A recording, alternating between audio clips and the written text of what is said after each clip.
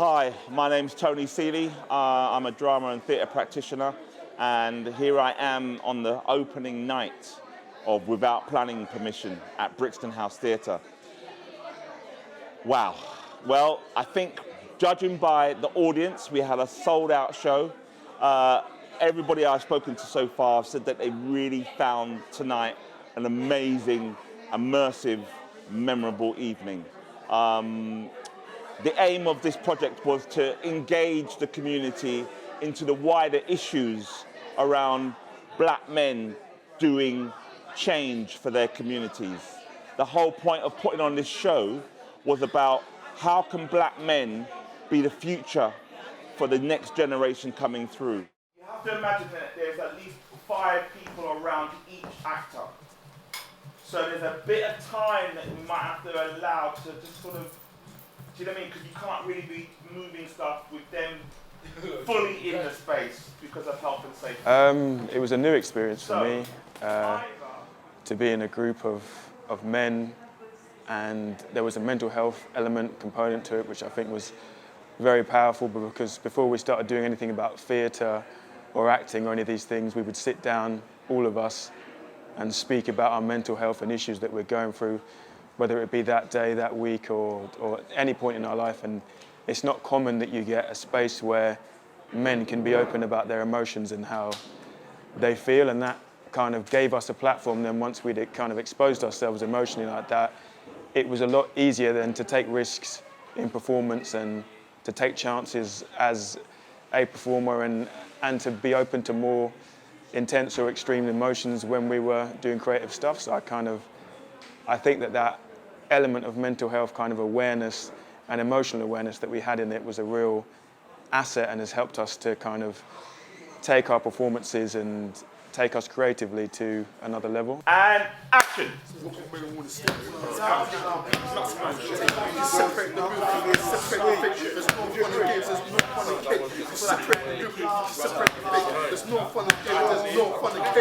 The process was basically an extension of the Monday nights that we have, where we come together, we sit in a brotherly circle, and we primarily talk about our feelings, our vulnerabilities, just basically in a way that we don't usually get to do that much out in regular society with, you know, our general roles, be it, you know, familial, parental, work, whatever.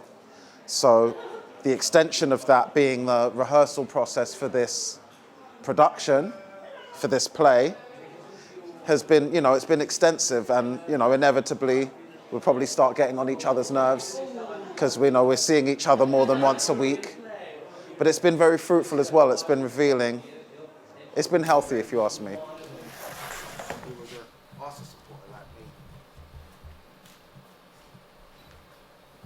Wait.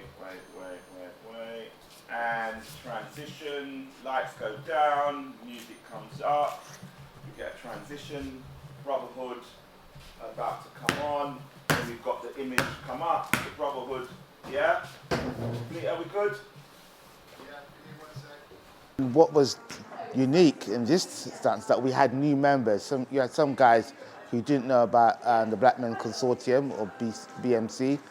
So it was nice to introduce them into the whole drama performances and what we do, explain to them how we do it, and seeing them over a period of time, their belief, their acting skills, their communication skills, their confidence skills, you know, develop and grow.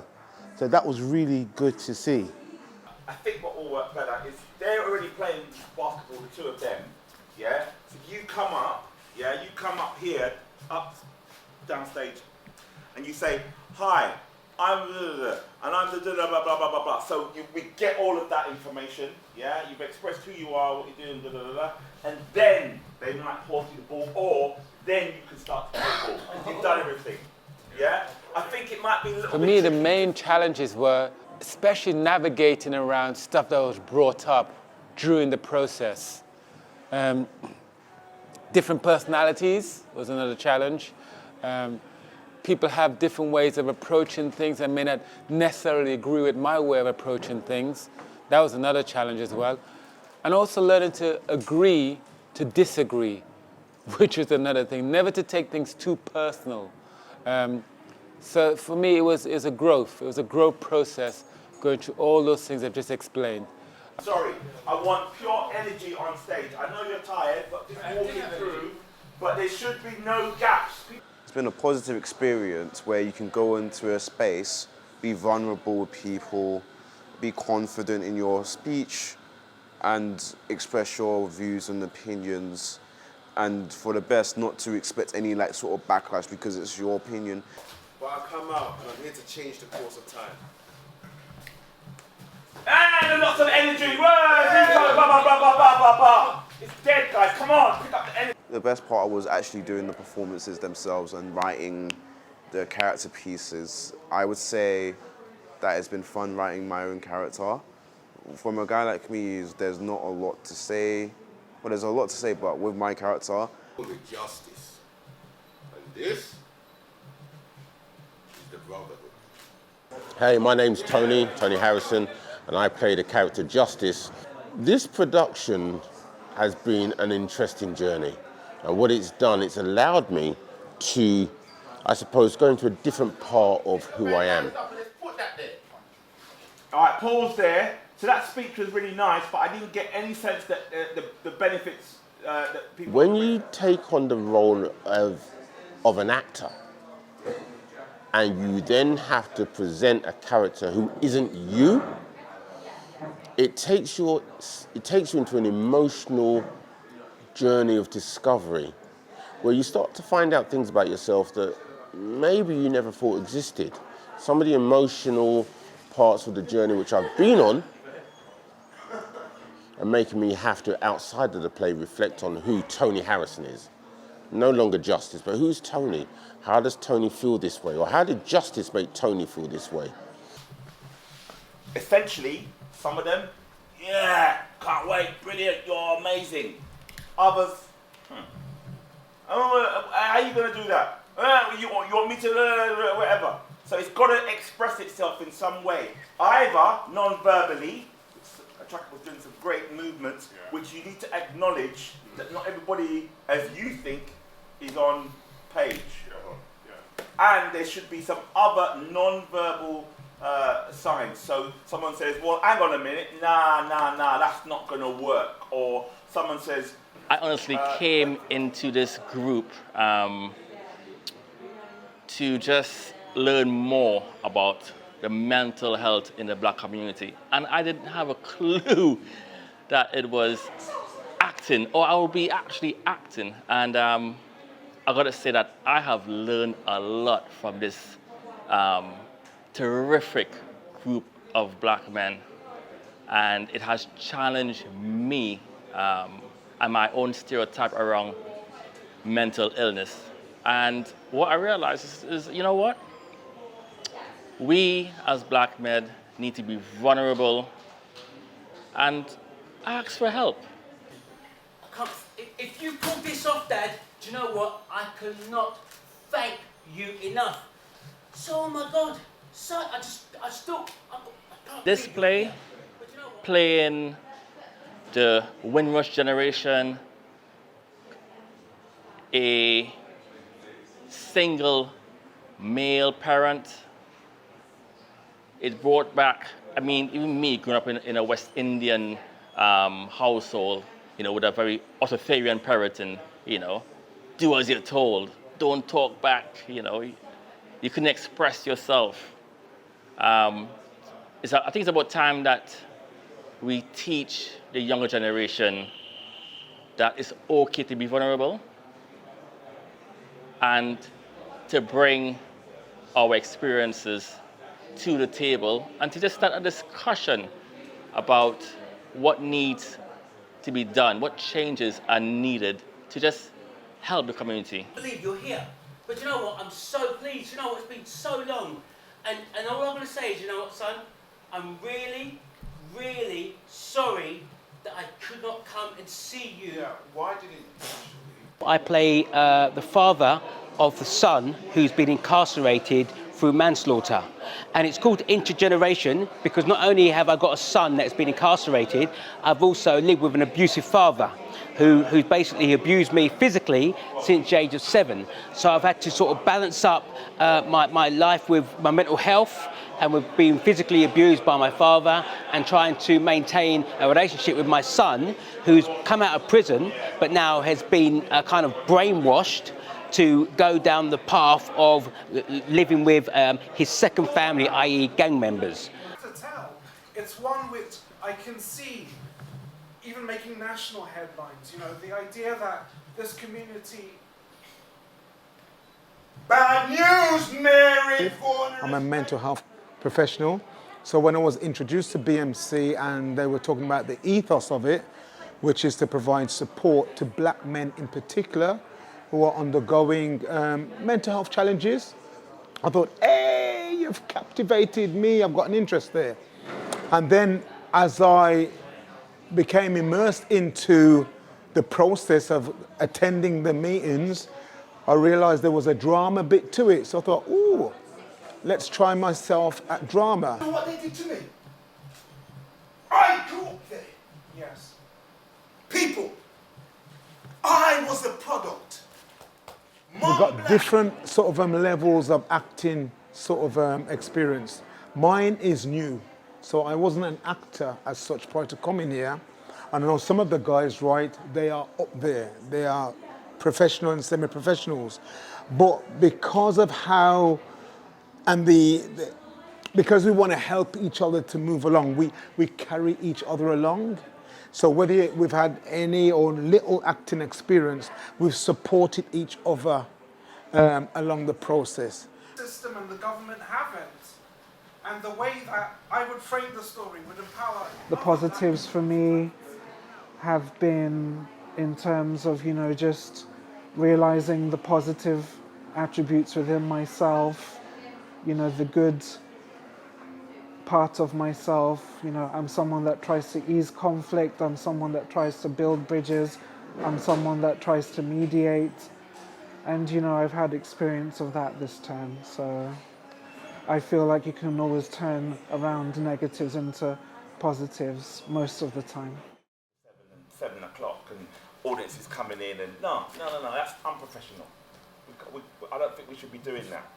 I think we've got to be finished, you know, I want you to be finished by 6:30, so you've got an hour before the show, before the audience comes in.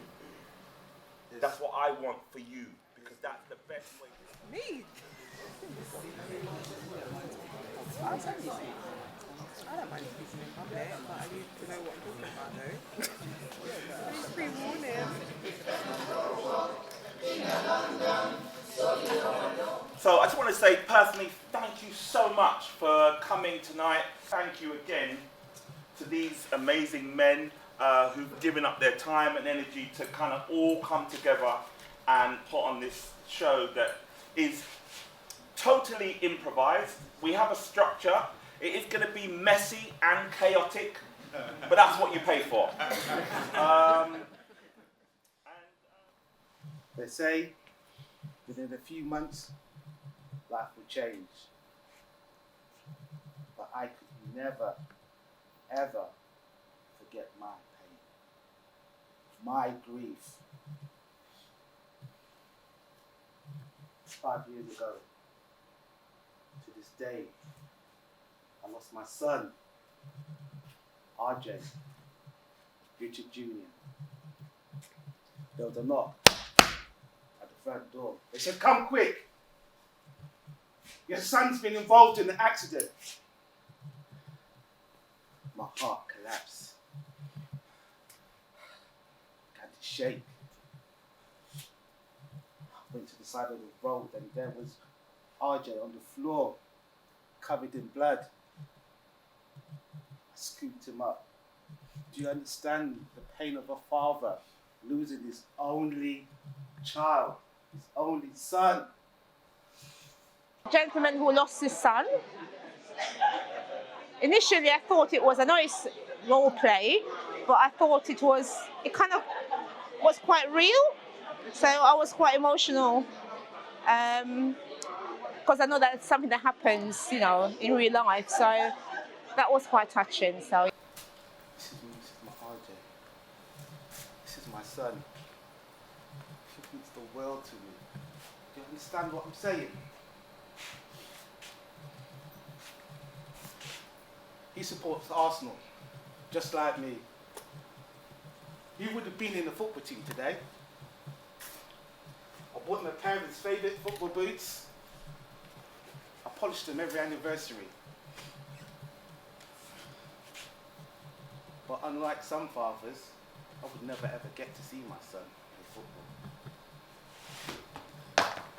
The play tonight was absolutely fantastic. So I've been following the Black Men Consortium and Tony Cealy's work for a while, and it's always so, it's just so vibrant and exciting and intense. And it's really, you know, we discuss some really, really painful issues, but then we also really talk about joy and hope as well. So just being back here in Brixton House with the live performance is just really, really, yeah, exhilarating. My name is Bradley, born and bred on the estate.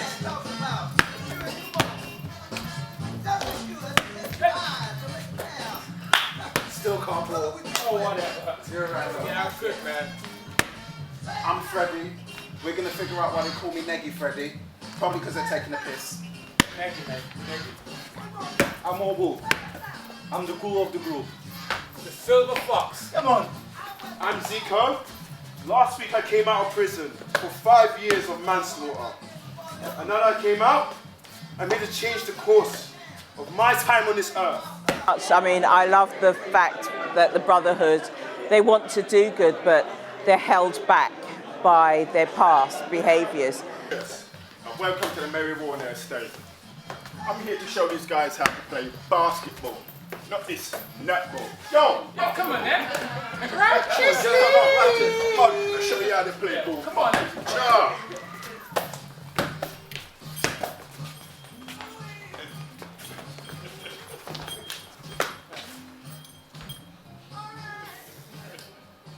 They call me Justice. And this is the Brotherhood. Oh, man. And I think in the black community we are so unforgiving for each other because we buy into the negative narrative that the media feeds to us about why we can't move on and do better and learn from our mistakes in a positive way. Stay at that level. We can't. There are things that we have to do. And I'm saying it like this. Well, yeah, hear this out. What if we start a supplementary school? Wait. Hear what I mean? Not me. Hear what I mean? So many supplementary schools going on, Saturday schools they call it, right? And it's about black history, it's about where we come from, and all of that is important. I'm not taking away from any of that. But that's looking at where we come from. I'm looking at where we're going. What if we have a supplementary school that teaches about crypto, that teaches about coding, that sets up trading, forex trading, allows people an opportunity to take their skills into the workplace?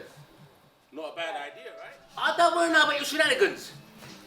60 floor, 47, whatever, knocked in my house. You know the rules, Dad. You drunken bum. But what I want to know is, what's with the bag? Oh, no. Are you going somewhere? Are you going on a vacation? What's with the bag? Listen, you're home early. You're my son. You established that. I got an early surprise for you.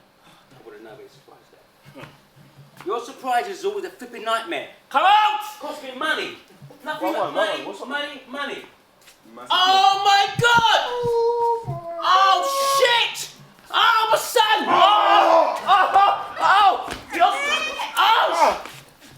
Shut up! Dad! Shut up! Son! You're home! Yeah. What the heck? Oh my God! You got from a boy to a... Really touching in terms of the relationship between the father and son, the alcoholic father and his son, and then him actually seeing his son coming out of jail and how that relationship responded between the 3 generations. That was really powerful and quite realistic. Son, oh my God, I can't believe it. Do you know how long I have waited for this moment? 5 years. To smell you. Yo, you're really mad, man. Alright, get off, man. Son, you don't understand. When they took you from me, because of what happened, you don't know what it did to me inside. And knowing that you're here, in the flesh, I can touch you, I can breathe you and smell you. You don't understand how that makes me feel. Why haven't you seen me for 5 years? Give me the drink, give me the drink.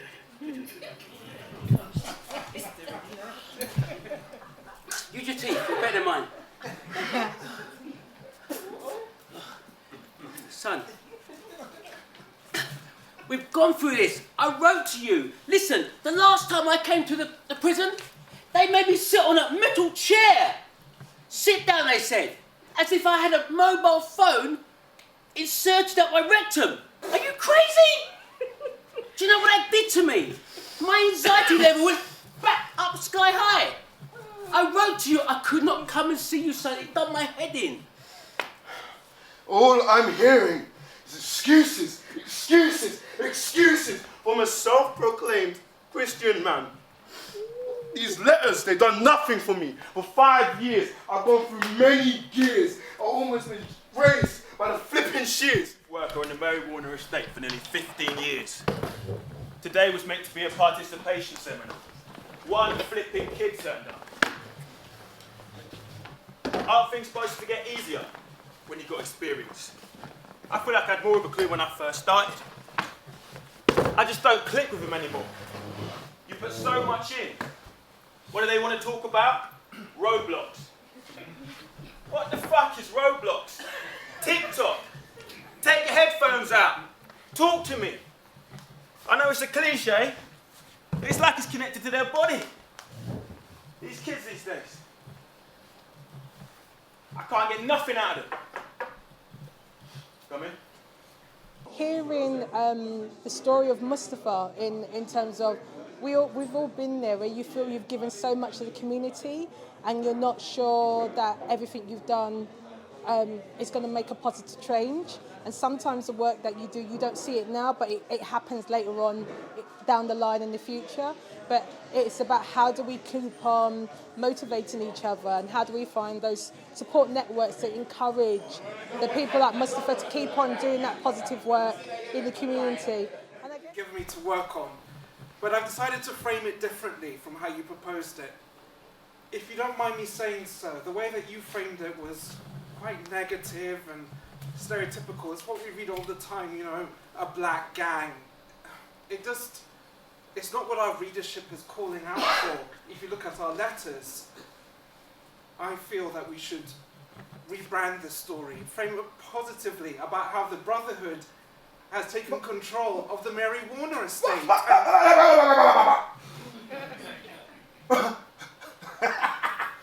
Brotherhood? Yes.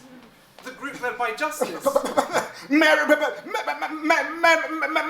Warner who? That estate? Yes. What good can come out of that? Well, it's where I live. And? Well, this would just set the precedent for black communities across the UK. It would be an empowering story. Watching black men who've never acted before and shown their vulnerability was brilliant. About the Warner Mary estate and this so-called brotherhood. I went to them for help. Me, an aspiring black man. But just because my mother was black and my father was white, you know what they call me? They call me a mixed breed, workless wog. It shouldn't have happened. You're right, it shouldn't have happened. You know how that left me mentally? And you want me to report negative? Well, I can report negative, but good things about that estate, never. We need more spaces like this for the community to show the talents that they have for older people, for younger people. It's needed. It's very, very needed. So the arts world, everywhere we can, if we can, open up more spaces for people to show what they can do, for real life events that are happening, affecting mental health for everyone, no matter what colour, what gender, what religion you are, it affects you, and more shows like this need to happen. You've seen some dramatic scenes about the Brotherhood and the other people on that estate. You all are residents on the Mary Warner estate. I only think it's fair that you get to meet the characters for yourselves. Why? Because surely you understand the problems on the estate. It appears that some people are wanting the Brotherhood to carry on with their duties. Some others, not so. Well, it's not up for me, but it's up to you to decide whether the Brotherhood should stay or the Brotherhood should leave.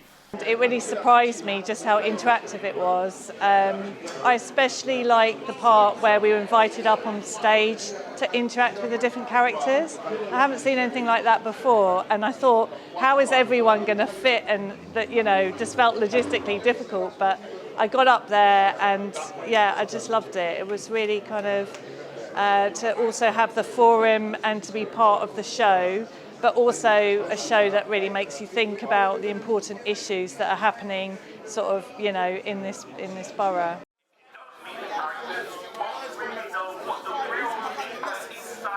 And we all felt, I think, a shared experience.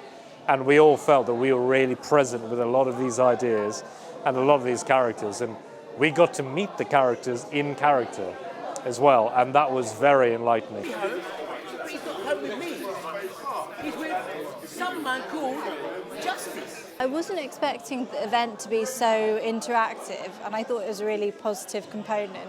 I think I got the sense that a lot of the issues that were being discussed were important issues actually for many individuals within the audience, and I thought I really enjoyed seeing the reflection of that in both the kind of actors and performers in the group, but also in the way that the audience interacted with them. I thought that was fabulous.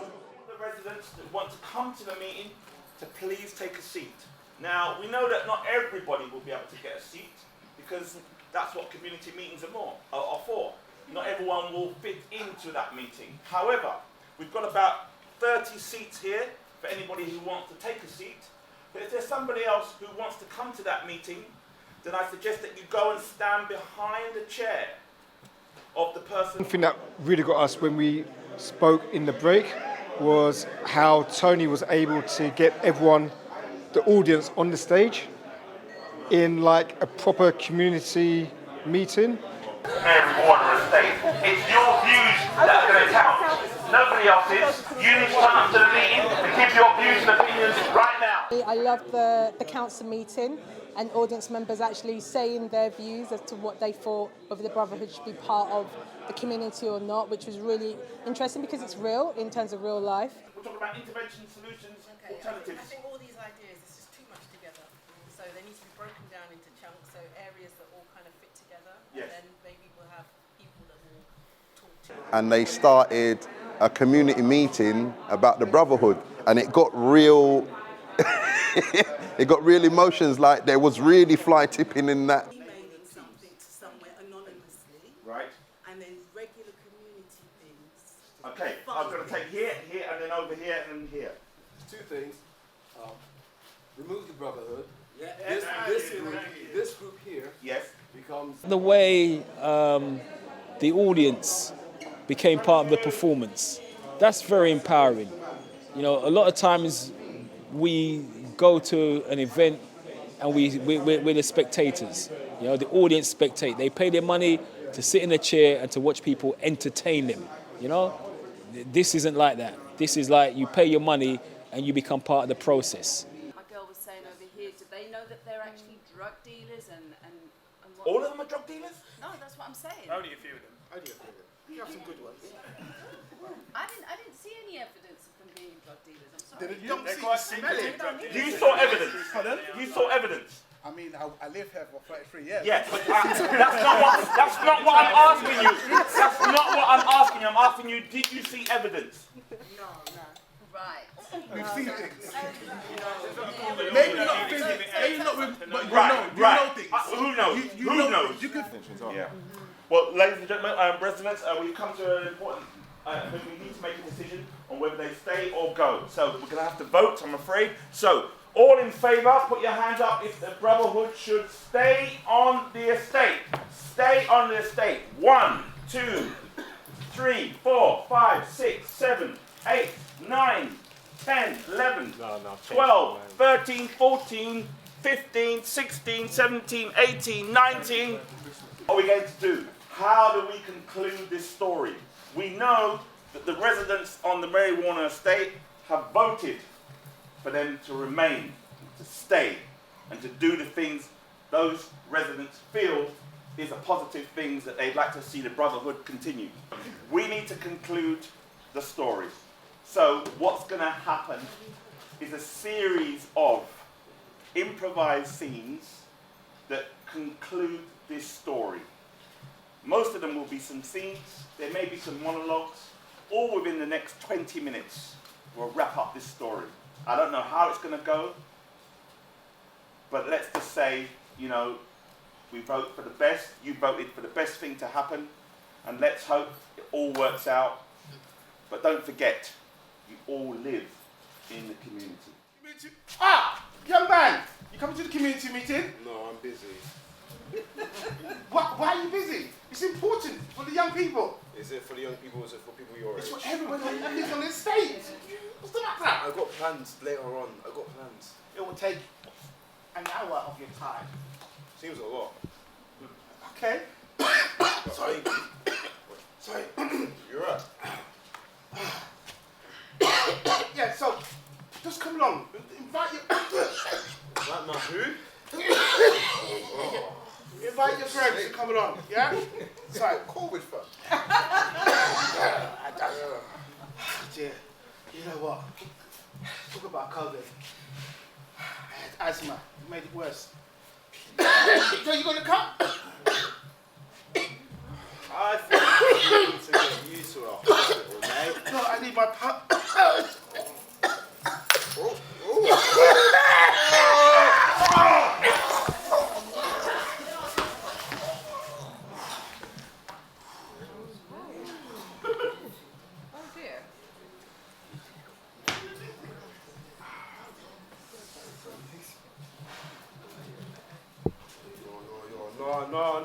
What? Ah, someone help me, please. Help me. Someone help me, please. Ah, no, man, this can't happen. Ah, what on? Oh, can't go back to jail, man. What's wrong?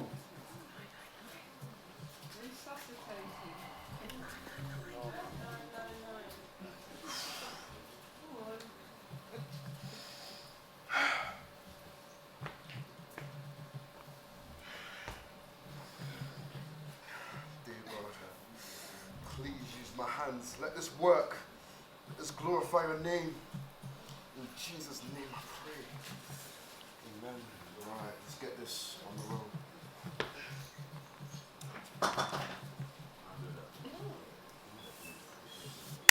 Hurry up, man!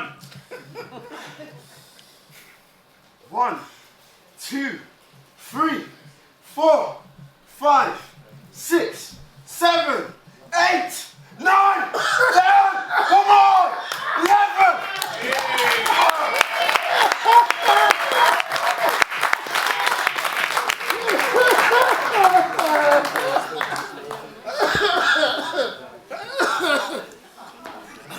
Thank you.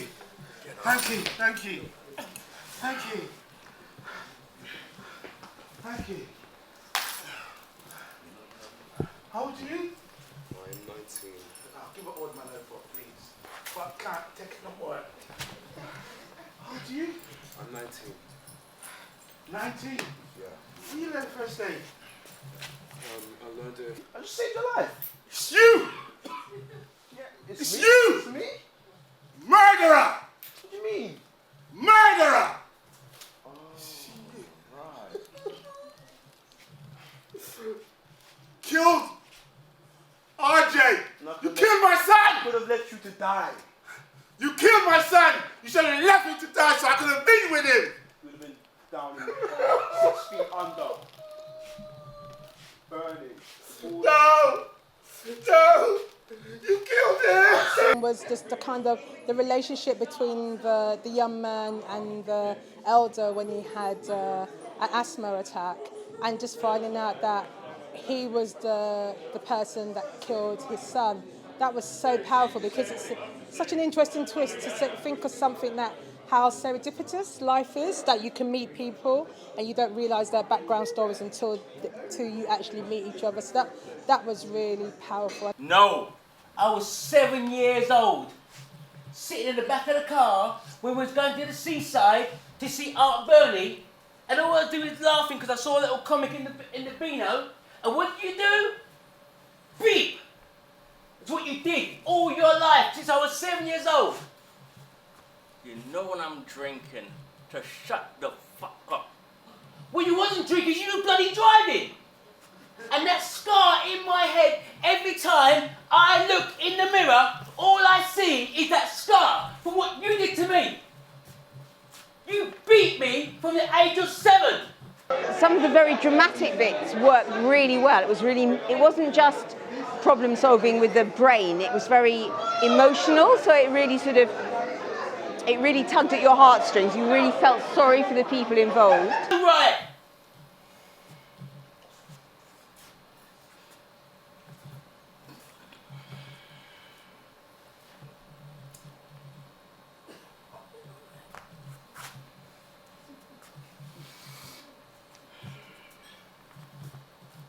Let me explain something to you. Let me explain something. You're the man of the house, right? You're the big man of the house now. Big man. Let me explain to you what being a man is. A real man. Now it takes too easy for you people. Too easy. You think because you got some kind of manual job, you make it? Son, you must be on crack. It's a pipe dream! I brought you up alone! Confess, I became very emotional and I had tears on my cheeks. The interaction where the older gentleman was having an emotional moment with his son. So that moved me and I had to deal with that. You know what I went through? I was never good enough. I came out. They said, oh, walk like them, dress like them. I came out with a degree, engineering. And I was good enough to do conduct on the bus. They called me nigger.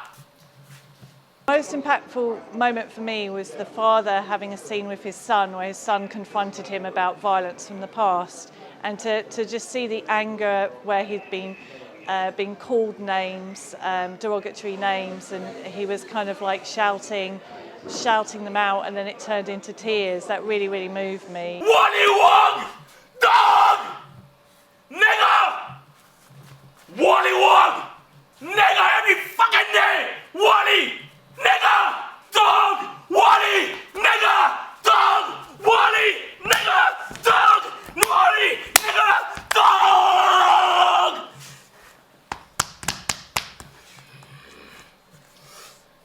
Dad, get from Dad, get off me, man! Dad, don't get off. Dad, it's okay, Dad. It's okay, Dad. It's okay, Dad. It's okay, Dad. Dad, it's all right. Let it out, Dad. Let it out, Dad. Let it out, Dad. and to hear the background story as to why the grandfather was self-medicating with alcohol was really powerful, because a lot of people don't realise that, and that kind of generational trauma that goes through families. Let it out, Dad! Let it out, Dad! Come on!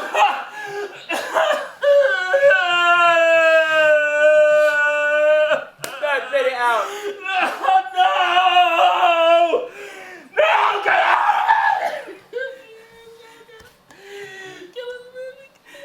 Dad, let it out! Let it out!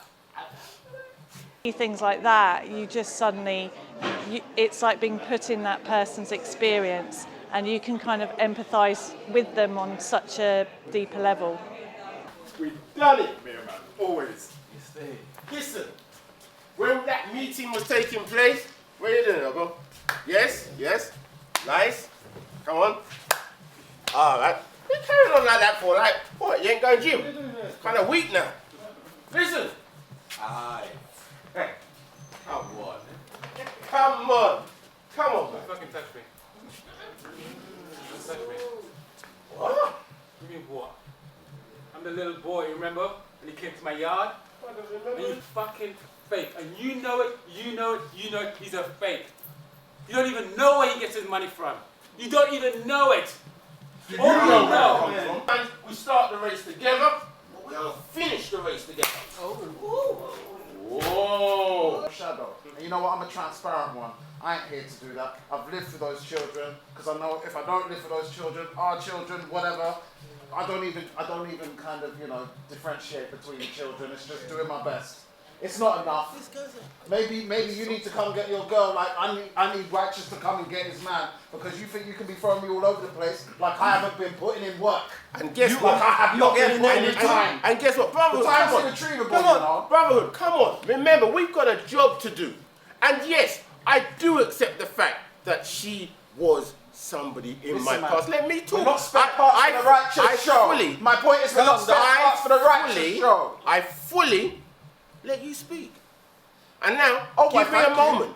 Give me a moment to explain something that maybe you don't understand. I'm not going to end. And working in the community is a very serious issue. Things don't go according to plan. Things not work out the way that you hope them to work out.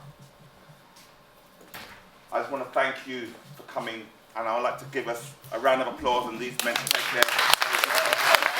We've got these black men in our communities who are banding together to drive change, because they can't rely on local services. They can't rely on the council. They can't rely on the police force. They can't rely on social services to do the things for them. Sometimes when you engage with those services, it's a positive thing. But often, for a lot of black men in communities, engaging with services is a negative thing. So these black men have come together to do something for themselves. And the whole point of this show is really about how can communities come together across difference to make a difference in communities to drive home change.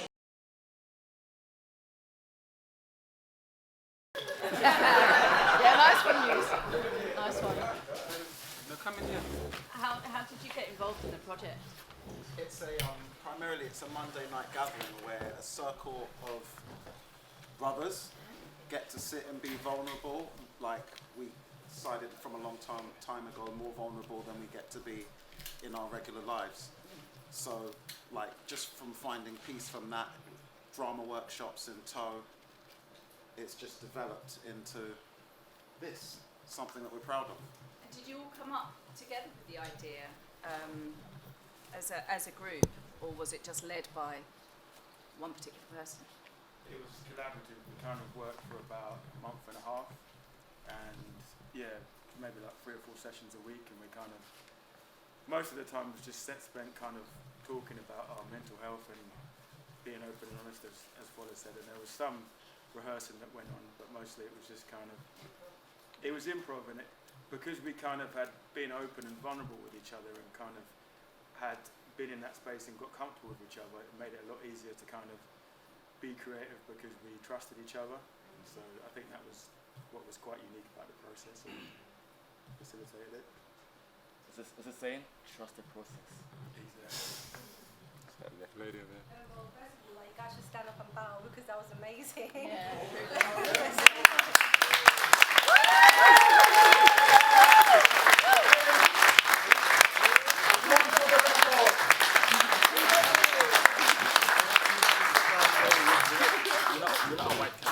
And then, yeah, second of all, I guess for anyone to answer, what was the main message you wanted the audience to take from your show? And I just said the message that needs to be taken is not the actual message you see on the stage, it's the process. Because when you're being vulnerable, there's also a time when there's conflict. And resolving that conflict within the group before it gets to the stage is a message that's to be given over. Every family, every person you've met, there's always going to be conflict. But what makes growth is having to deal with that conflict head on and bring something like this to the stage. And if I can add to that, I've been asked the question quite a few times now, are the scenes which you're seeing real life scenes, or is it something that's just been made up? And the answer to that question is, we don't know. We don't know. Everybody took their ideas, brought their ideas to the table, and those ideas were mixed in, and we came up with a story. Is there truth in there? Maybe. Does it matter for the play, whether it is? No, it does not. But as has been said, the fact that black men have found a space where they can truly open up their vulnerabilities and feel safe enough to expose it on the stage, that's something they say doesn't exist. I know one of the things that came up during rehearsal was we were looking for what is this play going to be about? What is this topic? What is this issue? And we spent quite a few weeks sort of going through a creative, explorative process to find that out. And then I remember one session we came up with a list of things that were really important to them. And it was about probably 12, 15 things. The number one thing that they all connected and related and identified as the main issue was, how do we make a piece of theatre that articulates that black men are responsible for the destruction of the black community? Truly. It's taking some ownership, isn't it?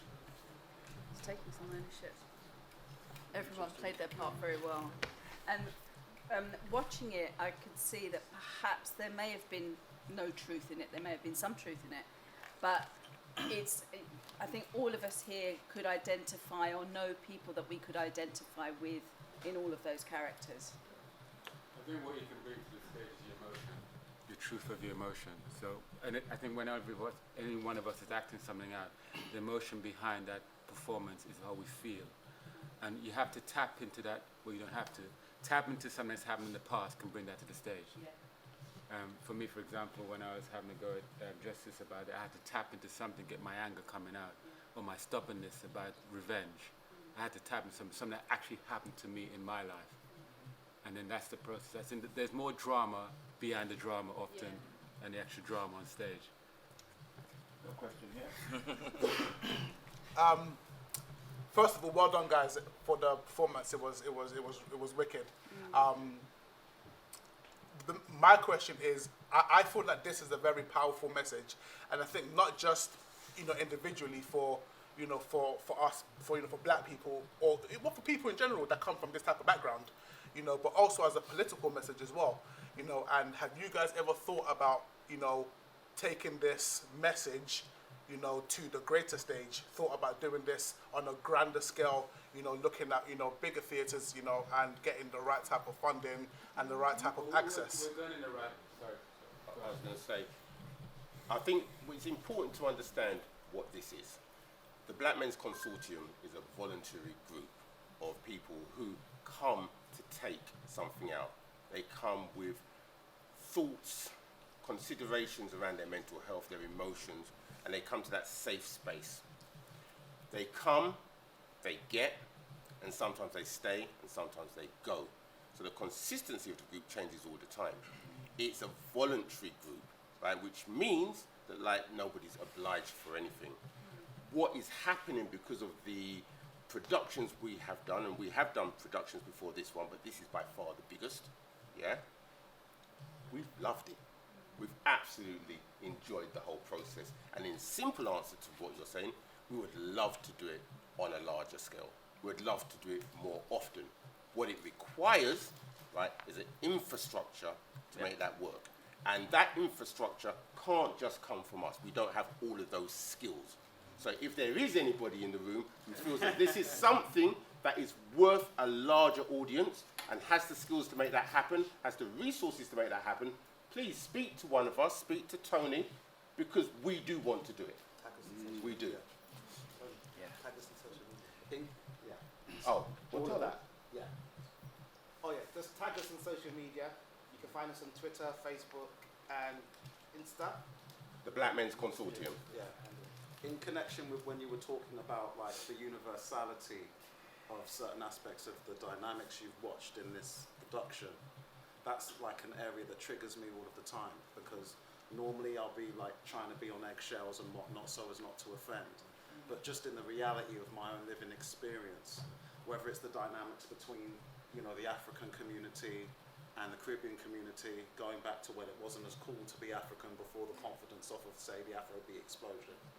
And now it looking a lot more like this and lovely, and, you know, people even looking at Afrobeat as couldn't work without the, you know, influence of the Caribbean music. And then, you know, that creating more of a harmony that kind of I find a lot more kind of, you know, settling. But then at the same time, the more difficult areas of where the universality is across the board. If you go and watch representations in every other race group, you'll see men having to play second fiddle to the more confident alpha or gangsterfied energy that gets first dibs on the women, and then leaving the men who, you know, want to be seen as, you know, get along to go along, granny loves me, your mum loves me, I'm okay. Like all of that's going on all of the time, and like the demonization of that within the black experience, it kind of, you know, the ripple effect is a lot of fear. Okay, there's a lady there. Adrian's got a question, and then the lady over there. Two younger guys, what do your friends feel about you doing this, and how can we encourage more young guys to get involved? Yeah. You do have friends, right, people? I mean, he just mixes with us older ones. I wouldn't say friends.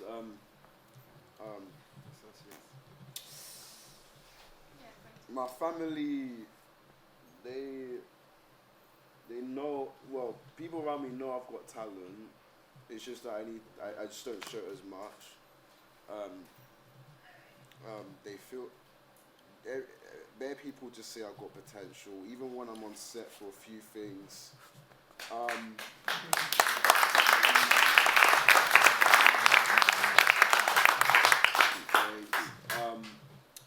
Yeah, for things like on set, people know, they ask me what I want to do, and then I tell them what I want to do. And even because of my age, because I'm 20, they just think, oh, you got bare potential, you got bare time. Lady over there. Yeah, he was going to speak. That leads me there. Yeah. Keep your hands up. Long time. Yeah. She's been there from, yeah. I just want to say, this has been absolutely amazing. That's my cousin there, grown with him, and this this one right here. Errol, Humphrey. It's been an absolute pleasure to see them all, and it's built my spirit in such a way, but just wanted to thank you for that. But the main thing I wanted to ask is that you said a lot about vulnerability. Did anyone kind of struggle in the beginning to show that amount of vulnerability? Vulnerability is not my friend. I have to say, although we're all here, for me, for example, I have to say thanks, acknowledgement to the female, my wife, in this whole process as well. Because me coming in on a Monday and being vulnerable and then going home, and she accepting my vulnerability is also a powerful message for people, partners and so forth. So that's the ricochet effect of what we're doing. Yeah. It's not only being vulnerable within this group, but going home and maintaining that vulnerability, and that person accepting our vulnerability. That's where growth comes about. There's Jez here, who's a member of our group as well. Jez. I just wanted to ask you guys, how did you Can you find stand up, please? How did you guys, how did you guys find the rehearsal process, and how has your confidence grown from? You know what? I have to stand up, Jess. Stay standing. This man here. So the scene that I played, he gave me some advice. You know how old he is? He's half my age. And he sat me down. He said, Lloyd. Well, he's only 15. Yeah. Thank you. And you know, so he spoke to me. He said, pulled me aside and said, I think in your character, you know, you need to capture a moment in time where you felt pain, where you felt hurt, and bring it out. And I always remember that. You know, it's unfortunate that he couldn't be part of this play, but he is, because everything he taught me, I delivered. You know, that's why.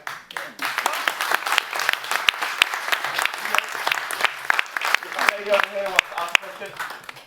You have to give credit where credit is due. Sorry. Can you stand up, please? If you can. Thank you. Just curious to know if any of you had any formal acting training beforehand, and if not, what kind of advice would you give to like a younger person or a person who wants to get into what you've done? Do you want to get into acting?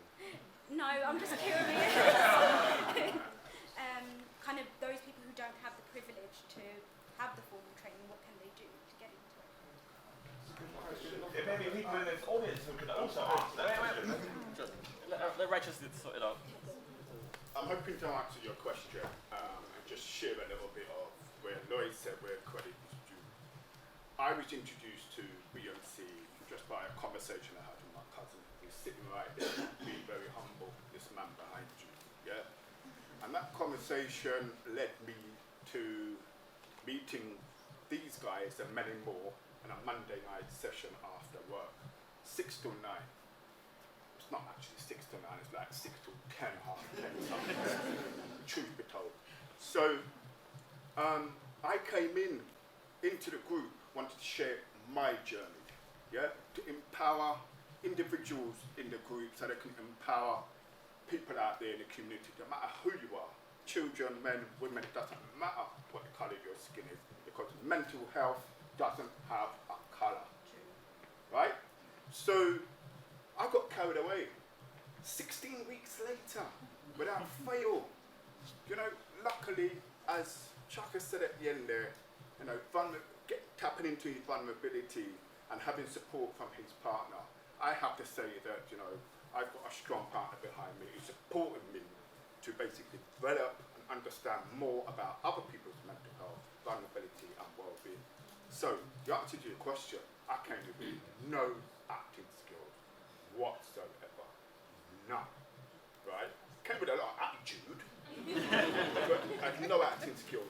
And these guys here, some of them, they use football terms. Don't ask me why, that's a question for them. Some of them have been here like 3 seasons. So it's a long time. It's got nothing to do with Arsenal before Lloyd mentioned anything about Arsenal. Alright? So each and every single one of them, right, I implore as opposed to respect, because all of them, that is where I got my inspiration from. That is where I got my ideas from. Absolutely everything to develop me into a character or individual characters that we created by ourselves. And this man here with the colourful t-shirt, he's partly to blame, because Tony is the one that actually puts you in situations where, right guys, we're going to do a thing where you're going to have to close your eyes and fold your arms, and then you're going to basically walk around and start feeling other people. So I'm thinking, are you sure about that? So there we were walking around and then we're squeezing men in their faces and the rest of it. Man's all feeling like that. Then we have like sorry, Gwenda. Thank you for warming your hands before you squeezed me last time. Gentlemen. That's another example. See, again, that is where I got my inspiration from. So, having said all of that, it gets you out, it actually puts you in a situation where you're finding yourself, even just about senses, thinking, opening up your imagination, and at one point even said, right, just put yourself into any sort of shape you like, right? And then he says, now, bring the voice with it. How can I bring the voice with it? So it's thanks to these guys here, and I came with no experience whatsoever. Because of these guys on the panel, I've able to develop what you saw, right, into who I am.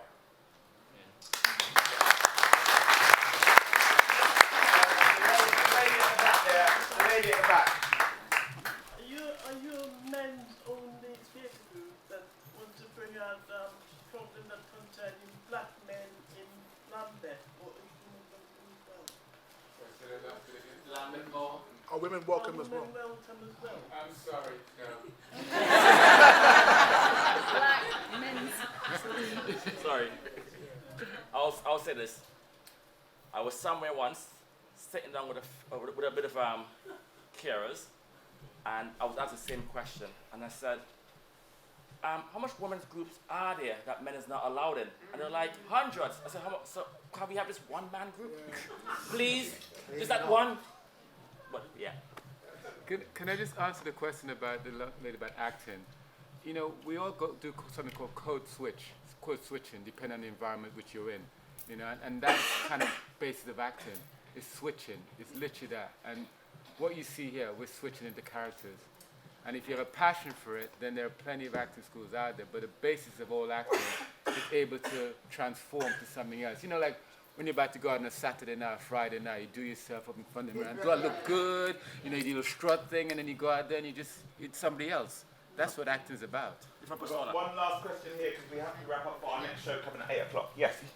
A couple of you have spoken about how your partners have helped you to be vulnerable. What advice would you give to women so that they can help their partners? From my point, my advice to give to people to allow their partner to be vulnerable, space.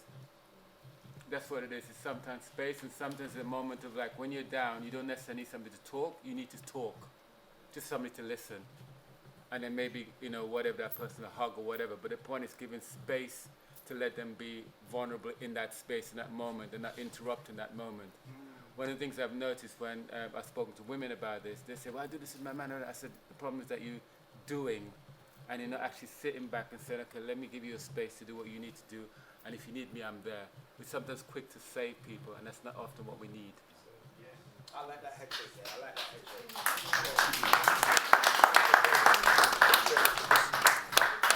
headspace. Okay, so just to kind of wrap up there, relates to men.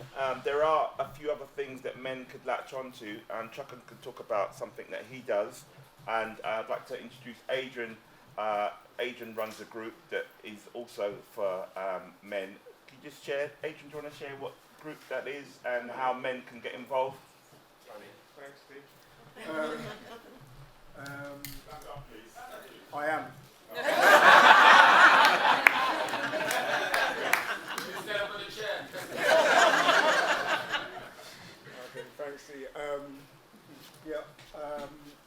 I run a group called Men Cry Too, and it's for black males who have experienced grief or loss in their life and struggling to come to terms with it.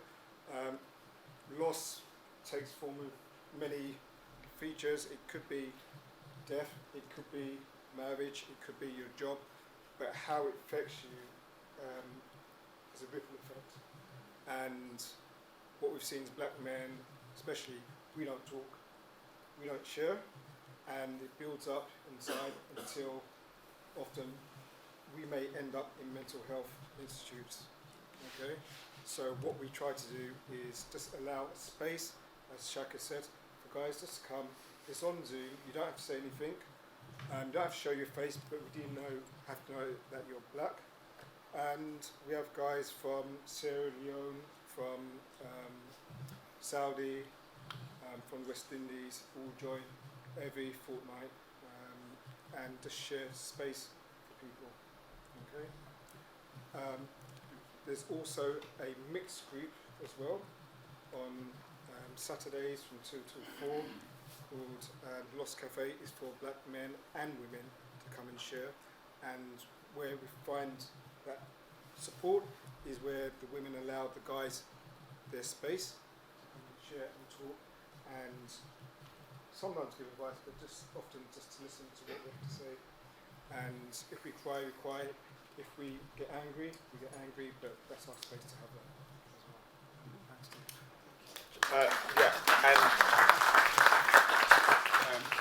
I run a men's walk and talk group, which is usually every Sunday. In fact, we're doing one tomorrow, and it'd be different locations. It could be Brockwell Park, it'd be Hyde Park, it'd be. I think the last week we went to the V&A, we saw the African exhibition, and we go all over. And in the following week we went to St. Paul's. And the reason why we go to different spaces is also to bring people in spaces where they're not ordinary be, and the conversation always changes dynamics as well. And it just echoing what AJ said, it's about giving men space to be open and be vulnerable, and obviously go back into the community and remain that vulnerability and be open as well. And I often get the same question, is like, why aren't we allow women to come in? But as you said, there's very little groups of men out there. And I, for myself and AJ, I think, because AJ sometimes come in my walk and talk, it's about getting men just to go out and be out there and be in different spaces and explore different avenues and so forth, and get to know who you are. The biggest question is, who am I or what am I? Those are big questions that we tend to ask each other. So yeah, that's all I do, men's walk and talk, as well as be part of the men's